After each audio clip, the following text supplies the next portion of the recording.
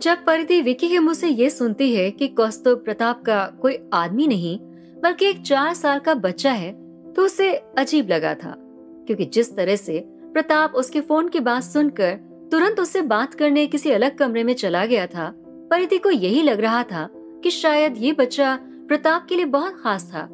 फिर उसने ये भी सोचा कि शायद ये उसका नाजायज बच्चा भी हो सकता है। अब आखिर प्रताप रॉय शहर का इतना बड़ा आदमी था, तो जाहिर सी बात है कि कई लड़कियां उस पर अपनी जान छिड़कती होंगी, और शायद कौस्तुभ उन लोगों में से ही किसी से पैदा हुआ बच्चा होगा। पर फिर भी उसने अपने मन को शांत करने के लिए विकी से सवाल पूछ ही लिया। विकी, क्या मैं तुमसे एक सवाल पूछ सकती हूँ? प्लीज उसका सही सही जवाब देना, परिधि ने पूछा। हाँ मैडम, बिल्कुल पूछिए, विकी ने कहा। तुम लोग तो प्रताप सर को इतने सालों से जानते हो, है ना?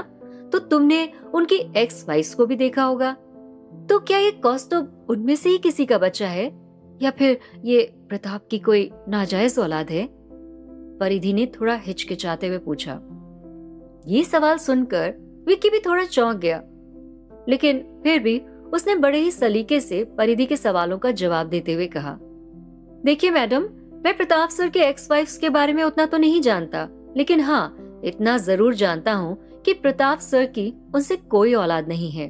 और जहाँ तक रही कौस्तुभ के उनके नाजायज औलाद होने की बात, तो कौस्तुभ बस एक मासूम सा अनाथ बच्चा है जिसे बॉस ने अपने घर में पनाह दी है।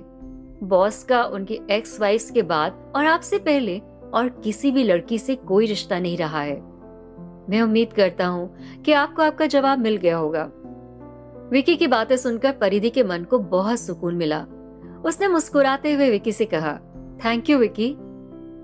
उसके बाद विकी वहां से चला गया। फिर परिधि ने सोचा कि अब जब प्रताप के घर पर उसका ऑफिशियल गृह प्रवेश हो ही चुका है, तो क्यों ना वो अपनी पहली रसोई की रस्म को भी पूरा कर दे। ये सोचते ही वो सीधे किचन में चली गई और वहां जाकर उसने बाकी नौकरों की मदद से प्रताप और बाकियों के लिए सूजी का हलवा बना दिया। हलवे की खुशबू से मेनन तो किचन तक खिंचा चला आया। अरे वाह, ये क्या बन रहा है परिधि बेटा? मेनन ने एक्साइटेड आवाज में पूछा।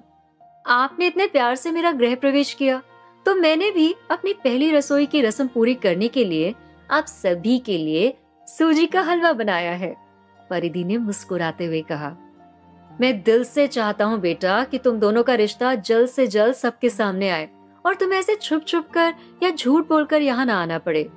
तुम इस घर की बहू हो और तुम्हें वैसी ही इज्जत और पूरे हक के साथ यहाँ रहने का अधिकार है, मेनन ने कहा।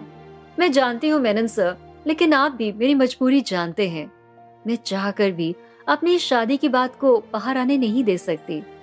लेकिन अभी के लिए ये सब छोड़िए, आप पहले मेरे हाथों का बना हलवा खाइए और बताइए कैसा बना है, परिधि ने कहा। और फिर अपने हाथों से मेनन को एक चम्मच हलवा खिलाया और फिर उसने उनके पैर भी छुए। किचन से आ रही परिधि और मेनन की आवाज सुनकर प्रताप भी वहां आ गया। प्रताप को किचन में आता देखकर वहां खड़े नौकर तुरंत वहां से बाहर चले गए। अरे, क्या खुसुर पुसुर चल रही है आप दोनों में? कहीं मेरी बुराई तो नहीं कर रहे हैं? मेनन, कहीं तुमने परिधि को कोई मेरा सीक्रेट तो नहीं बता दिया? प्रताप ने एक मजाकिया अंदाज में पूछा। तुम्हारे सारे ही शक गलत हैं। मैं तो मेनन सर को ये सूजी का हलवा खिला रही थी, परिधि ने कहा। हाँ सर, परिधि बिटिया ने हलवा तो बहुत ही टेस्टी बनाया है, आप भी चखिए। अब मैं यहाँ से निकलता हूँ, मेनन ने कहा। और उन दोनों को किचन में अकेला छोड़कर वो वहां से चले गए। ये हलवा किस खुशी में बनाया है तुमने? प्रताप ने पूछा। गृह प्रवेश के बाद बहू को अपनी पहली रसोई में कुछ मीठा बनाना होता है, तो बना दिया मैंने हलवा, परिधि ने मुस्कुराते हुए कहा। और फिर एक कटोरी में हलवा परोसकर प्रताप को दे दिया। लेकिन प्रताप ने कटोरी पकड़ने से इनकार कर दिया। परिधि समझ गई थी कि वो उसे छेड़ रहा था। फिर उसने बड़े ही प्यार से अपने हाथों से उसे एक चम्मच हलवा खिला दिया। खिलाने के बाद परिधि ने एक्साइटमेंट में पूछा, तो बताओ कैसा बना है हलवा? ठीक ही है, बस थोड़ी चीनी कम है, प्रताप ने अपनी भौंकों से कोड़ते हुए कहा। चीनी कम है? अभी मेनन सर ने चखा था और उन्हें तो सब कुछ ठीक लगा था, परिधि ने हैरानी से कहा। अरे मेनन की उम्र हो चुकी है, उसे नमक चीनी का स्वाद कहाँ पता, प्रताप ने परिधि को चिढ़ाते हुए कहा। कुछ भी बकवास मत करो तुम, परिधि ने इरिटेट होते हुए कहा। ठीक है, तुम्हें मेरी बातें झूठी लग रही हैं, तो तुम खुद ही टेस्ट करके देख लो, प्रताप ने कहा। प्रताप के कहने पर परिधि ने भी एक चम्मच हलवा चखा और फिर कहा, चीनी तो बिल्कुल ठीक है, लो तुम फिर से चखो। लगता है चेहरे पे मास्क पहनने की वजह से तुम्हारी जुबान ने भी मास्क पहन लिया है, परिधि ने हंसते हुए कहा और प्रताप के मुंह में फिर से हलवा डाला। प्रताप के जूठे चम्मच से हलवा दोबारा चखने के बाद प्रताप ने मुस्कुराते हुए कहा, हाँ अब हुआ ना हलवा मीठा। तुम्हारे टेस्ट करने के बाद सारी चीजें वैसे ही मीठी हो जाती हैं। और ये कहते ही प्रताप ने परिधि के गालों पे किस किया और फिर वहां से हलवा लेकर मुस्कुराते हुए चला गया। किचन में खड़ी परिधि का पूरा चेहरा शर्म से लाल हो चुका था। उसके कुछ देर बाद प्रताप, परिधि और मेनन हॉल में बैठे थे और फिर मेनन ने कहा, अरे परिधि बेटा, याद है तुमने एक बार उस मशहूर पेंटर जरीन अमान के नाम का जिक्र किया था और तुमने बताया भी था कि तुम्हें उसकी पेंटिंग्स कितनी पसंद है।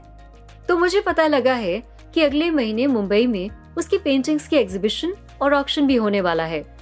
तुम कहो तो मैं तुम्हारे लिए वहाँ के इनवाइट का इंतजाम कर सकता हूँ। Oh my God Menon sir, ये तो बहुत अच्छी बात है। जरूर, मुझे जरीन अमान के एग्जीबिशन में जाने का मौका मिलेगा तो मेरे लिए बहुत खुशी की बात होगी। आप प्लीज मेरे लिए इनवाइट ले ही आइएगा, परिधि ने एक्साइटमेंट में कहा। तो चलो फिर, ये तुम्हारे मेनन सर का वादा रहा, मेनन ने कहा। जब मेनन और परिधि ये बातें कर रहे थे तब प्रताप अपने फोन पर कुछ चेक कर रहा था और कुछ देर बाद उसने मेनन से सीरियस आवाज में कहा, मेनन जल्दी से गाड़ी निकलवाओ, हमें तुरंत एक डालमिया प्रोजेक्ट के सिलसिले में उनकी साइट पर विजिट करने जाना होगा। इसी दौरान परिधि को भी रेहान का कॉल आ गया। वो उससे मिलना चाहता था और पिछले कुछ दिनों में इतना ड्रामा हुआ था कि परिधि रेहान से मिल ही नहीं पाई थी। जैसे ही मेनन बाहर गाड़ी निकलवाने जा रहा था तभी परिधि ने उसे आवाज लगाई और कहा, मेनन सर एक मिनट, क्या आप मुझे भी लिफ्ट दे देंगे? मुझे भी कहीं जाना है। हाँ जरूर बेटा, मेनन ने मुस्कुराते हुए कहा। कहाँ जाना है, जगह भी बताएंगी आप? प्रताप ने परिधि की तरफ आंख दिखाते हुए कहा। अरे मुझे रेहान से मिलने हॉस्पिटल जाना है, क्या आप मुझे वहां तक छोड़ देंगे? परिधि ने एक प्यारी सी मुस्कान देते हुए कहा। हॉस्पिटल की बात सुनकर प्रताप ने और कुछ भी नहीं कहा। फिर वो सब लोग गाड़ी में बैठकर निकल गए। परिधि को हॉस्पिटल ड्रॉप करके प्रताप और मेनन वहां से चले गए। परिधि जैसे ही हॉस्पिटल के अंदर घुसी और वो रेहान से मिलने उसके कमरे में जा ही रही थी कि उसे अपने सामने से गुजरती एक डॉक्टर दिखी। उनकी एक झलक से ही परिधि उन्हें पहचान गई थी और वो एक पल के लिए सुन्न पड़ गई। ये दरअसल डॉक्टर मालिनी खन्ना थी। इन्होंने ही 5 साल पहले परिधि के बच्चे की डिलीवरी की थी, लेकिन सत्येन राजपूत परिधि के नाजायज बच्चे को जन्म देने वाली बात को छुपाना चाहता था। इतने दिनों से परिधि डॉक्टर मालिनी को ढूंढ रही थी और उसे बिल्कुल उम्मीद नहीं थी कि वो उसे आज यहाँ ऐसे मिल जाएंगी। डॉक्टर मालिनी किसी स्पेशल सर्जरी को परफॉर्म करने के लिए सिर्फ एक दिन के लिए मुंबई आई थी। उन्हें देखते ही परिधि ने उन्हें आवाज लगाई, डॉक्टर मालिनी, डॉक्टर मालिनी। परिधि की आवाज में एक बेचैनी थी। उसकी आवाज सुनकर डॉक्टर मालिनी पीछे मुड़ी। परिधि ने हाथ हिलाते हुए इशारा किया। जब डॉक्टर मालिनी ने उसकी तरफ देखा तो पहले तो वो उसे नहीं पहचान पाई, पर फिर जब उन्होंने ध्यान से देखा तो उन्होंने भी परिधि को पहचान लिया। डॉक्टर मालिनी की आंखों में घबराहट और गिल्ट साफ नजर आ रहा था। परिधि, तुम परिधि हो ना? डॉक्टर मालिनी ने घबराते हुए पूछा। हाँ डॉक्टर, मैं वही परिधि हूँ जिसके बच्चे को आपने 5 साल पहले डिलीवर किया था। परिधि की आवाज में एक एक्साइटमेंट था। इतने समय से सत्येन, भारती और तारुषी ने उसके बच्चे के बारे में उसे ज्यादा कुछ नहीं बताया था और वो जानती थी कि उन तीनों से उसे ज्यादा मदद की उम्मीद रखनी भी नहीं चाहिए थी। अब सिर्फ डॉक्टर मालिनी ही थी जो उसके बच्चे के बारे में उसे सही इंफॉर्मेशन दे सकती थी। और आज जो वो उसके सामने थी तो वो ये मौका किसी भी कीमत पर गंवाना नहीं चाहती थी। लेकिन परिधि ये भी जानती थी कि डॉक्टर मालिनी उसे ऐसे डायरेक्टली कुछ नहीं बताने वाली थी। इसीलिए उसने उन्हें पहले नॉर्मली कॉफी के लिए पूछा। डॉक्टर मालिनी, इतने सालों के बाद आपसे मिलकर बहुत खुशी हुई। अगर आपके पास थोड़ा टाइम हो तो क्या हम कॉफी के लिए मिल सकते हैं? प्लीज मना मत करिएगा, आई प्रॉमिस मैं आपका ज्यादा वक्त नहीं लूंगी, परिधि ने कहा। डॉक्टर मालिनी परिधि की इस रिक्वेस्ट को मना नहीं कर पाई और उसके साथ कॉफी के लिए तुरंत मान गई। ठीक है, श्योर।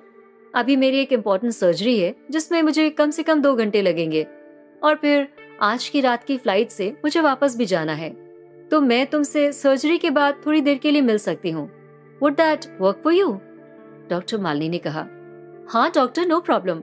आप प्लीज मेरा नंबर ले लीजिए और आप अपनी सर्जरी के बाद मुझे कॉल कर दीजिएगा।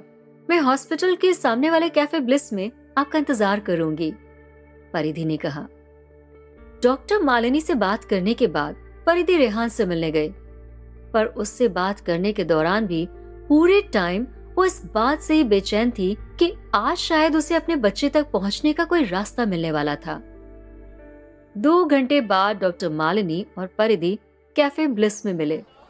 हेलो डॉक्टर, प्लीज आपको जो ऑर्डर करना है आप कर लीजिए, परिधि ने कहा। Sure, 1 cappuccino please, doctor Malini ने कहा। परिधि ने वेटर से 2 कैपुचिनो लाने का ऑर्डर दे दिया और कुछ देर बाद जब दोनों की कॉफी आ गई तब डॉक्टर मालिनी ने कहा, परिधि तुम तो पहले से ज्यादा खूबसूरत हो गई हो। पहले तो मैं तुम्हें पहचान ही नहीं पाई थी। देखिए डॉक्टर, जैसा कि मैंने आपसे प्रॉमिस किया था, मैं आपका ज्यादा टाइम वेस्ट नहीं करूंगी। मेरे पापा ने मुझे कुछ नहीं बताया और ना ही वो मुझे कभी कुछ बताएंगे, और मैंने आपको बहुत सर्च किया और फिर मुझे पता चला कि आप इस शहर को छोड़कर चली गई थी। लेकिन अब आप प्लीज मुझे साफ साफ बता दीजिए कि क्या मेरा बच्चा जिंदा है या फिर वो पैदा होते ही मर गया था, परिधि ने बेचैनी से पूछा। परिधि के सवाल से डॉक्टर के चेहरे का रंग उड़ गया। उन्होंने घबराते हुए कहा, हाँ मिस्टर राजपूत ने कहा था कि बच्चा मर गया था। क्या सच में मेरा बच्चा मर गया था? परिधि ने पूछा। डॉक्टर के हाथ में जो कॉफी का मग था वो उनसे घबराहट के मारे हिलने लगा। फिर उन्होंने हिचकिचाते हुए कहा, जब बच्चा पैदा हुआ था। डॉक्टर ने एक पॉज लिया। क्या हुआ था मेरे बच्चे को? परिधि ने फिर पूछा। उसने फिर बोलना जारी रखा, देखिए आप भी एक माँ हैं, तो एक माँ होने के नाते प्लीज मुझे सच सच बताइए। डॉक्टर ने अपनी सारी झिझक मिटाकर परिधि से कहा, परिधि तुम्हारे दोनों बच्चे सही सलामत और हेल्दी पैदा हुए थे। तुम्हें 2 जुड़वा बेटे हुए थे और वो दोनों ही जिंदा हैं। डॉक्टर की बात सुनकर परिधि के पैरों तले जमीन ही खिसक गई। अब क्या होगा परिधि का अगला कदम? क्या वो अपने दोनों बच्चों को ढूंढ पाएगी? परिधि के जुड़वा बच्चों की बात जानकर क्या मोड़ लेगा उसका और प्रताप का रिश्ता? क्या होंगे इन सभी सवालों के जवाब? हमें कमेंट करके जरूर बताएं और आगे की कहानी जानने के लिए सुनते रहिए माय स्वीट गैंगस्टर, सिर्फ पॉकेट FM पर।